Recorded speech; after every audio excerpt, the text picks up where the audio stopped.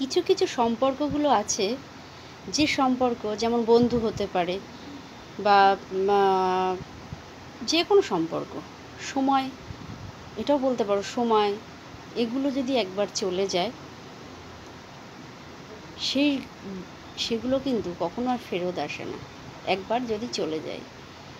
এবং সেটা থাকতে থাকতে তার যদি আমরা মূল্য দিতে পারি, যেমন সময় থাকতে যদি সময়ের মূল্য দেওয়া যায়, বন্ধু থাকলে থাকতে থাকতে যদি সেই বন্ধুর মূল্য আমরা দিতে পারি, তাহলে কিন্তু ব্যাপারটা একটু বেশি সুন্দর হয়। কিন্তু আমরা কি করি, যখন কোনো বন্ধু আমাদের সাথে থাকে বা আমাদের সঙ্গী কেউ থাকে আমাদের সাথে, আমরা কিন্তু তার মূল্যটা বুঝতে পারি না।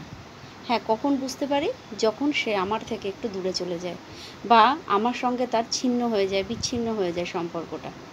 সেই সময় তার তখন কিন্তু মূল্যায়ন করি আমি, যে সে ছিল বলে আজকে আমার এতদিন আমার মানে এই অভাবটা বুঝতে পারিনি, এটা হয়নি, ওটা হয়নি, আমরা কিন্তু নানান রকম কথা বলি।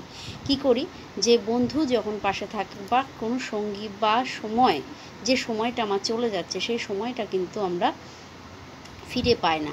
সেই সময়টায় হয়তো, যে সময়টা আমার এখন যেটা ইম্পর্টেন্ট কাজ করা দরকার, সেই কাজটা না করে আমরা কি করি, যে অন্য কাজ করছি যেটা দরকার নেই। যখন দেখা যায় যে যেটা দরকার নেই সেই সময়টা ওই কাজটা করেছিলাম, যখন সেই সময়টা আর আসে না, তখন কি মনে হয় যে ওই সময়টা পেলাম, ওইটুকু সময় যদি আমি এই কাজটা করতাম তাহলে কিন্তু বেটার হতো। কিন্তু আমরা কি করি, সময়টাকে তখন সেটা অপচয় করে ফেলি। আমরা সে ঠিক করে আমরা তার মূল্যায়ন করতে পারি না। এই একটা ব্যাপার আমাদের প্রত্যেকের সাথেই এটা ঘটে, যে আমরা ঠিক করে সব কিছু সময়ের আমরা ঠিক মূল্য দিতে পারি না, বন্ধুত্বের মূল্য দিতে পারি না। যতক্ষণ আমাদের সঙ্গে যেই থাকুক না কেন, তার সে যখন আমার সাথে থাকে তখন তার মূল্যায়ন আমরা করতেই পারি না, দিতেই পারি না।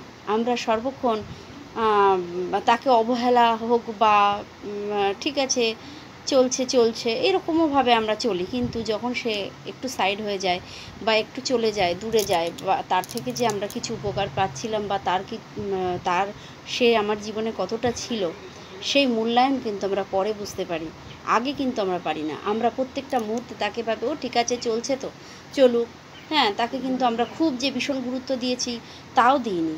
কিন্তু যখন সে চলে যায়, সেই সময়টা যখন চলে যায়, বন্ধুত্ব যখন চলে যায়, সেই সময়টা কিন্তু আমরা খুব মিস করি। যেমন স্কুল জীবনটা যখন আমাদের ছিল, তখন কিন্তু আমরা আজকে স্কুল যাব না, প্রাইভেট যাব না, সেই সময়টা কিন্তু তখন ওইভাবে কেটেছে। কিন্তু এখন মনে হয় না যে সেই সময়টা যদি পেতাম, ইস কেন যে ওই দিনগুলো আমরা কাটিয়ে ফেললাম, কেন যে এরকম করেছিলাম, সেই সময় যদি এটা করতাম।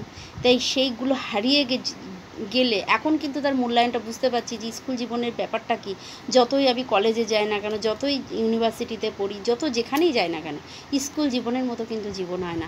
সেটা যখন স্কুলে পড়েছিলাম তখন কিন্তু আমরা বুঝতে পারিনি। স্কুল লাইফ যেই শেষ হয়েছে তখন কিন্তু তার মূল্যায়নটা বুঝতে পেরেছি। এটাই, হ্যাঁ, এটাই হচ্ছে কথা, যে কোনো জিনিস থাকতে থাকতে তার মূল্যায়ন করাই উচিত।